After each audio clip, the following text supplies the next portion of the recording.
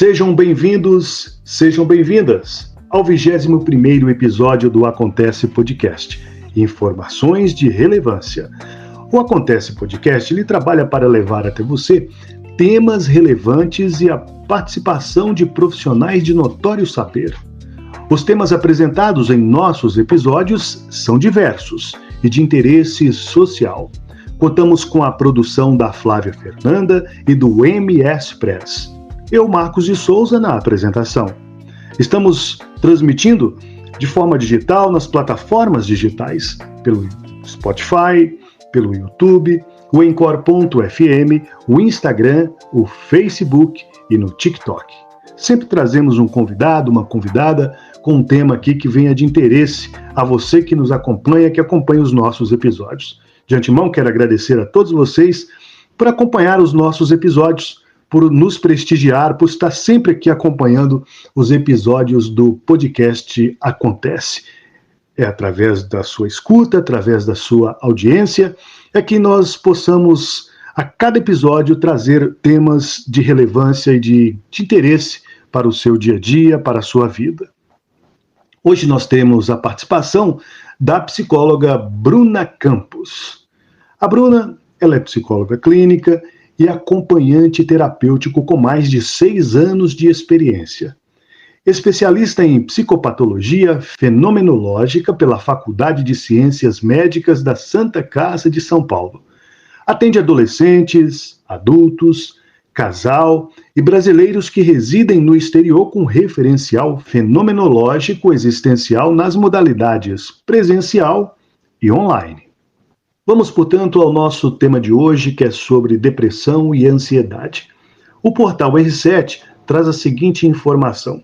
Os efeitos negativos da poluição em diversas funções do organismo já são conhecidos há algum tempo, mas agora pesquisadores na China e no Reino Unido descobriram que a exposição prolongada a determinados poluentes do ar, mesmo que em baixas concentrações, aumenta a probabilidade de desenvolver depressão e ansiedade. A conclusão é resultado de um amplo estudo que envolveu 389.185 participantes residentes no Reino Unido. Os resultados foram publicados em um artigo no periódico científico JAMA Psychiatry, da Associação Médica Americana. Nenhum dos participantes tinha um histórico de depressão nem ansiedade no início do estudo, em 2006. Eles foram acompanhados por quase 11 anos. Durante o trabalho, cientistas fizeram estimativas da concentração de poluentes como material particulado, dióxido de nitrogênio e óxido de nítrico. E também calcularam qual seria a exposição daquelas pessoas. Está aqui conosco no nosso podcast Acontece de hoje. Nós estamos com a Bruna Campos, que vai conversar com a gente um pouco sobre ansiedade, depressão. Bruna, em primeiro lugar, muito obrigado por você estar conosco aqui e aceitar o convite de poder participar da edição aqui do Acontece Podcast, o nosso episódio de número 21. Então, muito obrigado por você estar conosco e fala um pouquinho de você. Vamos lá. Olá, Marcos. Olá, pessoal. Eu sou Bruna, sou psicóloga clínica e, primeiramente, eu quero agradecer pelo convite, pela oportunidade de conversar com vocês hoje sobre esses 2 temas que eu gosto muito, que é a ansiedade e a depressão. Eu vou falar de maneira mais geral, né, e sem aprofundar muito, pois as depressões e as ansiedades são assuntos muito vastos, né, e nós poderíamos fazer, inclusive, vários episódios de podcast sobre cada um deles, né, sobre abordando e aprofundando um pouco mais sobre esses fenômenos, né, então hoje a minha proposta é trazer de maneira mais sucinta, para que vocês compreendam um pouco mais sobre a ansiedade e sobre a depressão. Em nosso podcast Acontece, estamos conversando com a Bruna Campos, psicóloga clínica. Bruna, o que é depressão? Existe uma causa específica da depressão, Bruna? A depressão é um transtorno mental, né, que afeta o humor das pessoas, da pessoa que é acometida por essa doença, né. Então, é um transtorno que envolve diversos fatores, não é uma única causa que vai gerar depressão. A depressão, ela envolve vários fatores e é o conjunto desses vários fatores que vai levar a pessoa a ficar acometida dessa doença, né? Então, pensando nesses fatores, a gente começa falando pelo âmbito biológico, né? Então, no âmbito biológico, ocorrem algumas alterações bioquímicas e hormonais no cérebro e no corpo que vão afetar o funcionamento cerebral e corporal dessa pessoa. São reações, né, que vão ser demonstradas, a gente consegue perceber na mudança de comportamento, de pensamento, nas emoções, nos movimentos, nas funções vitais dessa pessoa, né? Então, é onde ela vai começar a apresentar a mudança de comportamento, que a gente vai conseguir perceber, é onde ela fica com os pensamentos mais negativos, mais intrusivos, né? As emoções mudam também, né? O sentimento, a percepção dela e de mundo, né, é alterada. Então, tem alteração também nas funções vitais. Então, ela começa a perceber, são evidenciados, né, mudanças, assim, no sistema digestório, respiratório, circulação, e as alterações hormonais podem alterar uma série de atividades corporais também, né, como sono, apetite, desejo sexual. Então, ocorre uma desregulação no ritmo circadiano, e aí é onde o corpo ele vai ficar completamente, o organismo, né, vai ficar completamente desregulado nessas necessidades básicas mesmo, né? Então, o sono, ou você dorme mais, ou você dorme menos, você começa a ter insônia, o apetite, ou você come mais, ou você tem uma perda significativa de apetite, isso sem fazer nenhuma dieta, o desejo sexual também alterado, né? E aí ocorre essa desregulação e uma perda de vitalidade, que é onde ocorre uma perda de sentido, né, de interesse, de sentido na vida. Então, nesse âmbito, a gente vai percebendo essas alterações no corpo, né?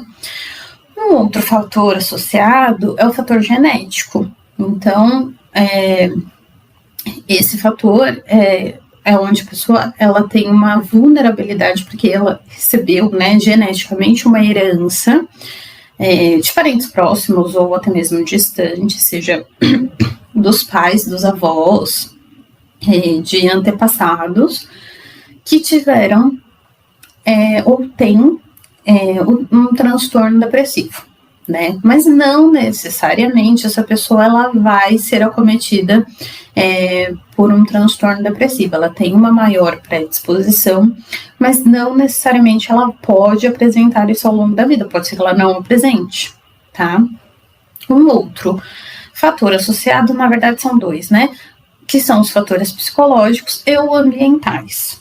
E nesse quesito, nesses âmbitos, aí envolve uma questão mais subjetiva da pessoa, né, que diz respeito a um âmbito mais pessoal e um âmbito mais do ambiente que ela vive, né. Então, aí envolve, né, a biografia da pessoa, a história de vida, as pessoas com as quais ela convive, né, a situação, as situações, as experiências de vida dela, né, ao longo da existência dela, a maneira como os acontecimentos da vida afetam essa pessoa, né, como ela lida, como ela lidava antes, como ela lida agora, durante o processo depressivo, né, além também da importância dos recursos internos e externos que essa pessoa tem para lidar diante de situações de conflito, né, então assim, pensando nos recursos internos, se essa pessoa ela possui a capacidade de resiliência, como que ela lida e reage diante dessas situações, né, que são os recursos mais internos, que se ela é uma pessoa flexível ou é inflexível, né? A personalidade dela. Então, são fatores mais íntimos, mais internos, pessoais, que também deve se levar em conta. E os recursos externos rede de apoio, rede social, familiar, né? Então, se as pessoas têm esses recursos dos quais podem ajudá-la de alguma forma nessas situações de conflito. Então, assim, são vários fatores que podem, se somados, né, podem desencadear um transtorno depressivo. Não é uma única coisa que vai acometer aquela pessoa, tá bom? Bruna, quais os sintomas da depressão? Existe risco de suicídio? Bom, para a gente falar sobre os sintomas da depressão, é importante a gente diferenciar depressão de tristeza. Então, faz parte do acontecer da vida, um processo natural da vida, a gente sentir tristeza, alteração da nossa percepção sobre a gente mesmo e sobre o mundo. Então, eu sinto que eu estou falhando mais, eu sinto sentimentos negativos acerca de mim mesmo, né? Sentimento de fracasso, de menos-valia, de que eu estou errando, de que eu não acerto nunca, de que as coisas nunca dão certo para mim, né? Então, é natural que diante de alguns momentos de sofrimento, momentos de problemas, de conflito, situações de conflito na vida, a gente sinta tudo isso. Então, é completamente natural, né? O que diferencia a tristeza da depressão é exatamente a persistência, a intensidade e a frequência desses sintomas que vão reverberar em prejuízos e mudanças significativas na vida dessa pessoa, né? Então, quando a gente fala de depressão, 5 ou mais sintomas precisam estar presentes durante o período de pelo menos 2 semanas e representar uma mudança e prejuízos significativos no funcionamento e na vida anterior dessa pessoa. Então, pelo menos um dos sintomas é humor deprimido ou perda de interesse ou prazer nas atividades que antes eram tidas como prazerosas para a pessoa. Ela pode apresentar um ou os 2 desses sintomas, associados com mais 5 dos que eu vou descrever agora, né? Que um deles é perda ou ganho significativo de peso sem estar fazendo alguma dieta. Então, uma pessoa, ela tem uma perda significativa do apetite ou ela passa a comer mais do que naturalmente ela come. Outro sintoma que pode ocorrer é uma alteração no sono. Então, ou ela passa a ter insônia ou excesso de sono. E aí ela precisa dormir, ela sente a necessidade de dormir muitas horas durante o dia, né? Outro sintoma é a atividade motora mais lentificada ou mais agitada. Então, esses são sintomas que são afetados ali pelos fatores biológicos que eu mencionei anteriormente, né? Ela pode apresentar também muito cansaço, perda de energia, muita fadiga, né? Quase todos os dias. Ela pode apresentar também sentimentos de culpa excessiva, inutilidade, sentimento de menos-valia, baixa autoestima, né? Então, é alteração na percepção acerca dela mesma e de mundo, né? Tudo fica muito negativo. Um outro sintoma é a dificuldade de atenção, concentração e memorização. Além desse último sintoma, que são pensamentos recorrentes de morte, ideação suicida ou tentativa ou plano de suicídio. Então, ela precisa, necessariamente para ser depressão, ela precisa apresentar 5 ou mais desses sintomas. Ela não precisa apresentar todos, mas pelo menos 5 desses sintomas pelo período de 2 semanas. Pelo menos 2 semanas, né? E necessariamente esses sintomas, eles precisam trazer uma mudança significativa e um prejuízo significativo nos âmbitos, né, de vida da pessoa. Então, eles podem afetar, né, trazer prejuízos e impactos nos âmbitos profissionais, escolares, acadêmicos, familiares, sociais, né? Então, por exemplo, a dificuldade de concentração, a dificuldade de atenção, a fadiga, a perda de energia, podem impactar no desempenho do trabalho e das atividades acadêmicas, né? E sim, existe o risco de suicídio. Então, além de ser um dos sintomas da depressão, a pessoa pode ou não apresentar esse sintoma, mas somado aos sentimentos de culpa excessiva, sentimentos de menos-valia, a baixa autoestima, pensamentos negativos, o pessimismo, né? Todos esses pensamentos super negativos podem levar a pessoa a ter pensamentos recorrentes de morte ou até mesmo a tentativa e ao suicídio. Agora, Bruna, quais os tratamentos mais indicados para quem sofre de depressão? E como nós podemos fazer as pessoas que vivem à volta, que convivem com pessoas com depressão, o que deve-se fazer para apoiá-las? Se a própria pessoa ou alguém próximo a ela perceber essas mudanças, né, e sintomas extremamente significativos, é importante que ela procure um médico psiquiatra ou um psicólogo, que são os profissionais que estão preparados e capacitados para o atendimento e tratamento da depressão e de outros transtornos mentais. Sempre procurem um profissional. São esses profissionais que vão avaliar cada caso e vão propor um tratamento, que pode envolver aí sessões de psicoterapia individual ou em grupo, terapêutica medicamentosa ou outras técnicas que podem ser propostas pelo médico psiquiatra, tá? O apoio da família, dos amigos, das pessoas mais próximas é fundamental no tratamento da depressão.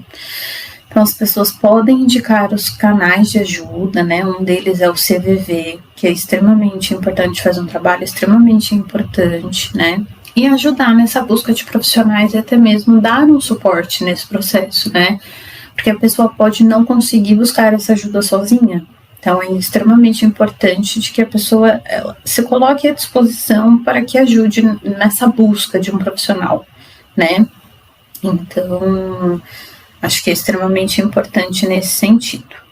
E aí tem um ponto que eu acho que é importante abordar, que existem 2 campanhas anuais muito fortes e voltadas à saúde mental, que são Janeiro Branco e o Setembro Amarelo.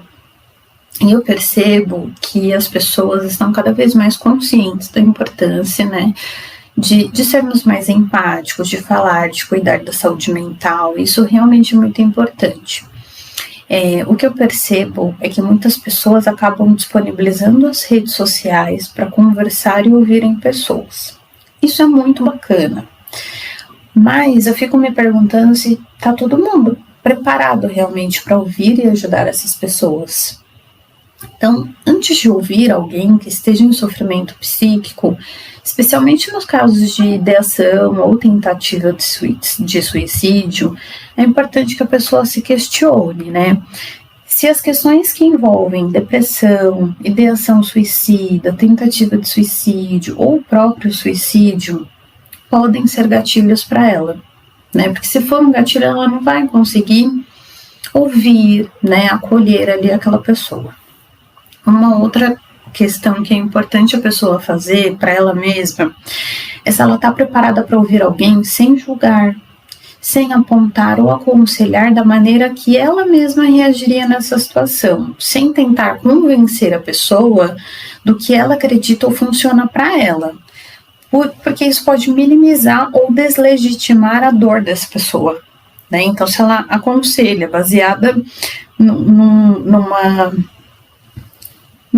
lente, né, numa forma de enxergar o mundo que é muito própria dela, do que faz sentido para ela, e ela não leva em consideração a vida, as vivências da outra pessoa, ela pode minimizar, né? Então isso é bastante delicado também. Uma outra questão é se questionar de que forma realmente você poderia ajudar alguém nessa situação, né? Será que você está preparado para ajudar alguém numa situação tão de extremo sofrimento, né? Se entende? É extremamente delicado e singular, né? E é por isso que o melhor a ser feito nessas situações é acolher e ajudar e a incentivar essa pessoa a procurar ajuda profissional. Você também pode perguntar para a pessoa de que forma que ela gostaria que você ajudasse ela, né? Você também pode se disponibilizar para que ela te procure caso precise de algo, né? Para buscar alguma ajuda profissional. Então, toda ajuda é muito bem-vinda e necessária. E é um movimento extremamente importante, né? Mas precisa ser muito bem pensado e cuidado para proteger ambas as pessoas, né? Tanto quem buscou o acolhimento, quem buscou ali ser ouvido, quanto quem está se disponibilizando a acolher, né? Porque senão pode acontecer da pessoa acabar nem ajudando tanto quanto gostaria, né? Então é um assunto bastante delicado e a melhor forma de ajudar é se disponibilizar a buscar outros canais de ajuda, né? E sempre buscar profissionais de saúde mental, que são os profissionais que estão capacitados a acolher e tratar essas pessoas. Nós estamos falando hoje aqui no podcast Acontece, no episódio 21, com a Bruna Campos, psicóloga clínica. Bruna, o que é ansiedade e qual a diferença entre ansiedade e transtornos de ansiedade? A ansiedade, basicamente falando, né, é uma resposta do nosso organismo frente a situações de risco, a situações de perigo. Então, a ansiedade está intimamente relacionada com o medo e vice-versa. Então, a diferença entre medo e ansiedade é que o medo envolve um risco concreto. Por exemplo, para atravessar a rua, eu olho os dois lados, pois eu tenho medo de ser atropelada. Então, esse é um medo concreto. O medo da ansiedade, ele é um medo mais subjetivo e excessivo. Então, por exemplo, a pessoa que tem medo de falar em público por receio de ficar exposta ao erro, ao julgamento das pessoas, etc. Não é que a pessoa não sente esse medo, ela sente, mas não necessariamente vai acontecer isso, né? Não necessariamente ela vai ser apontada, ela vai ser julgada. Isso tudo é um medo subjetivo dela, do que ela acredita e do que pode de fato ter acontecido anteriormente, né? Então, é mais baseado na biografia, na história de vida e nas vivências daquela pessoa. Nesse último exemplo, a situação de risco seria estar em público, né? E uma resposta da ansiedade, que seria, assim, uma resposta desse organismo frente a essa situação de risco, poderia ser ela travar, né? Diante dessa situação e não conseguir fazer uma apresentação em público, por exemplo. Então, todos nós sentimos ansiedade. Ela é importante, inclusive, para a nossa sobrevivência. Ela é uma resposta de luta e fuga do nosso organismo, né? Então, ela é extremamente importante para a nossa sobrevivência. Então, diante de uma situação de perigo, nosso organismo se prepara para lutar ou fugir, e por isso, algumas alterações no nosso corpo vão ocorrer, né? Então, aumento da circulação sanguínea e dos batimentos cardíacos, a nossa pupila fica dilatada, né? Então, o corpo se prepara ou para lutar ou para fugir de uma situação de risco, que são os sintomas que a gente vai vivenciando na ansiedade, né? Para que a gente consiga fugir dessa situação. Então, é exatamente por causa da ansiedade, que a gente se preocupa em olhar para os dois lados da rua e para a gente evitar um atropelamento, como eu mencionei no primeiro exemplo, né? Então, o que torna a ansiedade um transtorno, uma doença, é exatamente a frequência e a intensidade desses sintomas no nosso dia a dia. É igualmente o que acontece na depressão. Então, o que vai diferenciar de uma ansiedade normal para uma ansiedade patológica é a intensidade e a frequência desses sintomas no cotidiano e os prejuízos que também trazem, né? Então, quando tudo ou algo específico se torna um risco, um medo, um gatilho, e a gente começa a apresentar com muita frequência e intensidade sintomas da ansiedade, é onde ela se torna patológica, né? Então, a pessoa pode apresentar sintomas físicos ou psicológicos da ansiedade. Então, os sintomas físicos, eles compreendem a taquicardia, sudorese, náuseas, tremores, alteração do sono, né, que aí é insônia ou excesso de sono, alteração do apetite, então a pessoa perde o apetite ou ela come em maiores quantidades, ela pode apresentar fadiga, esgotamento, enfim, vários desses sintomas. E a pessoa também pode apresentar sintomas psíquicos, né, ou psicológicos da ansiedade, como preocupação, medo, que está intimamente relacionado, né, preocupação também, insegurança também, estão intimamente relacionados com a ansiedade. Pensamentos intrusivos, negativos, né, tensão, insegurança, obsessão, etc. Então, é que, assim como uma da depressão, né, também trazem prejuízos nos âmbitos profissionais, acadêmicos, escolares, familiares, sociais, né? Então, essa é a diferença. Então, todo mundo tem ansiedade normal, ela faz parte da vida, a gente precisa dela para viver, né? Então, é natural que a gente sinta uma ansiedade, que a gente fique nervoso antes de uma entrevista de emprego, de uma prova, né, de encontrar alguém, ou antes de fazer uma viagem que a gente quer muito. Então, são respostas naturais da ansiedade. O que vai diferenciar para uma ansiedade patológica, onde ela se torna um transtorno, é a intensidade e a frequência desses sintomas, onde vai gerando sofrimento e vai causando prejuízos na vida dessa pessoa. Como é feito e como se dá o tratamento para a ansiedade, Bruna? O tratamento do transtorno de ansiedade, assim como na depressão, é realizado pelo médico psiquiatra ou pelo psicólogo, tá?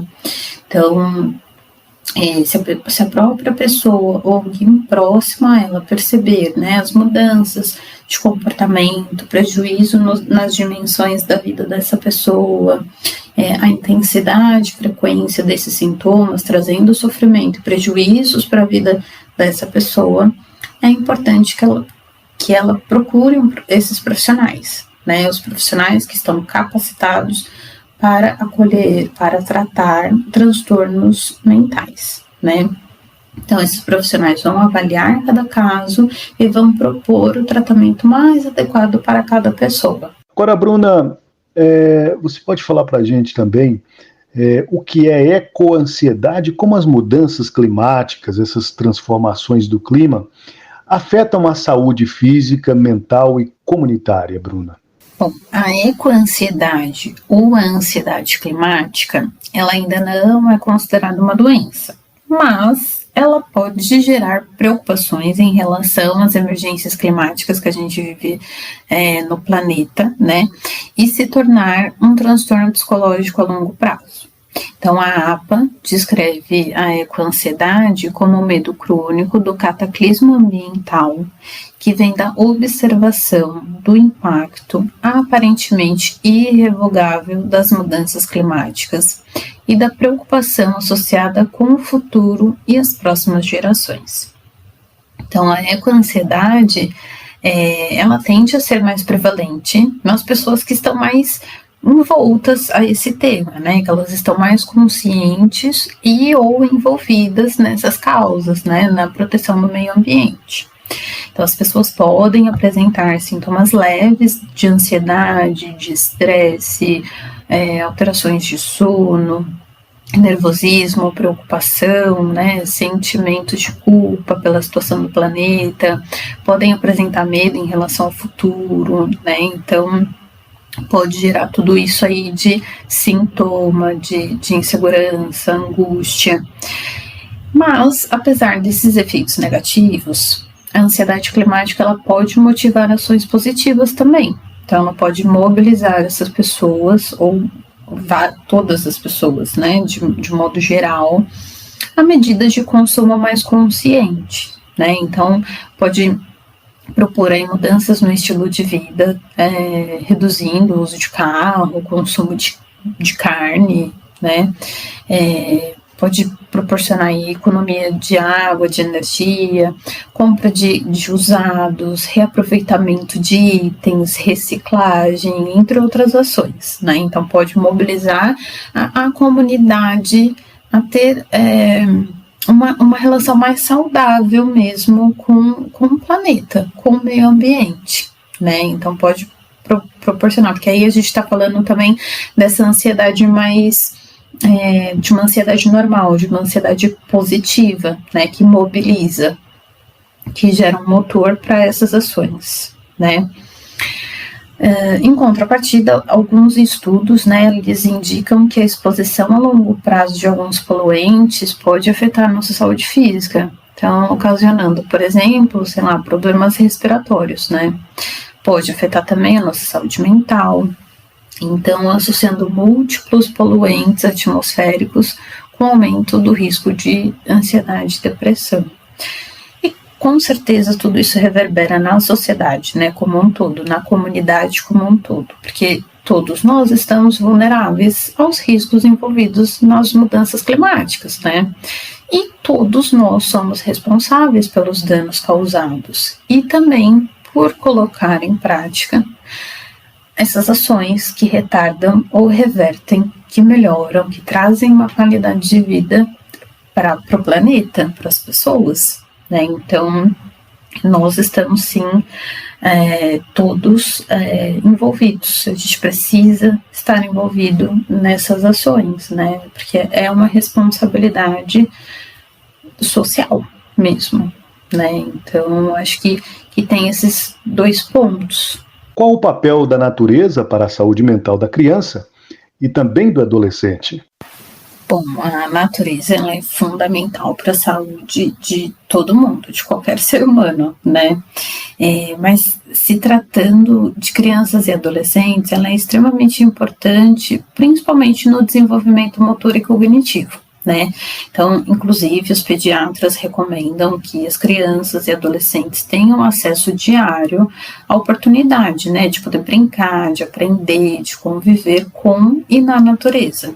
Então, para que elas consigam, né, desenvolver plena saúde física, mental, emocional, social, então eles defendem que realizar essas atividades, brincadeiras a céu aberto, pode ter um efeito terapêutico e curativo para elas.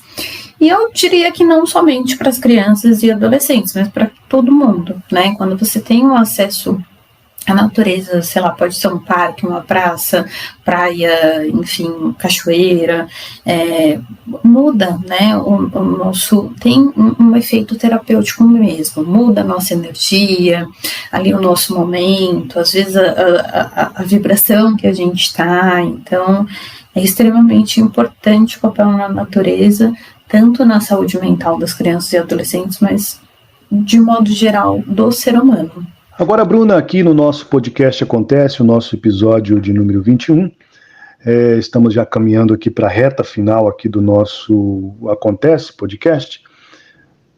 Teria alguma pergunta que você gostaria que eu tivesse feito para você? Qual teria sido a sua resposta, Bruna? Então, não, eu acredito que de maneira bastante sucinta eu consegui abordar os principais temas de cada questão, né? Porque a ansiedade, a depressão são assuntos extremamente vastos e que com certeza renderiam muitos episódios para a gente conversar, né? A gente poderia aprofundar muita coisa a partir deles, né? Mas de maneira sucinta, eu trouxe os principais pontos dessas questões perguntadas, né? Porque são temas muito vastos e complexos mesmo, que rende bastante assunto. Agora, Bruna, quem gostaria de falar com você, até mesmo para tirar algumas dúvidas que venha a ter aqui diante desse nosso bate-papo, dessa nossa conversa sobre este tema, ansiedade e depressão, como pode te encontrar? Quais são seus contatos, Bruna?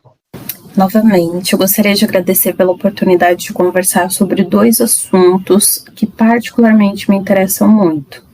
Eu me especializei em psicopatologia, que é o estudo dos transtornos mentais, exatamente por me deparar cada vez mais na clínica com pacientes acometidos por esses transtornos, né? Mas também por me gerar muita curiosidade e interesse em aprender mais sobre esses fenômenos. Então, muito obrigada pelo espaço de poder falar um pouquinho mais sobre cada tema, tá? Quem tiver alguma dúvida, quiser saber mais sobre algum dos assuntos ou quiser conhecer mais sobre o meu trabalho, pode me encontrar no Instagram, @psico.brunacampos ou pelo e-mail psicologaBrunacampos@gmail.com. Foi um prazer conversar com vocês hoje e até breve. Neste episódio 21º do Acontece Podcast, recebemos a psicóloga clínica Bruna Campos, que falou sobre depressão e ansiedade. Você que gostaria de ter um maior contato, uma maior proximidade, tirar mais dúvidas, inclusive, com a Bruna, então segue aí os contatos da Bruna para que você possa tirar dúvidas e conversar melhor com ela se você tiver mais alguma dúvida sobre depressão, sobre ansiedade. O Instagram da Bruna é @psico.brunacampos. O e-mail é psicologaBrunacampos@gmail.com. E assim ficamos por aqui com o episódio de hoje do Acontece Podcast. Até o nosso próximo episódio do Acontece Podcast. Um grande abraço.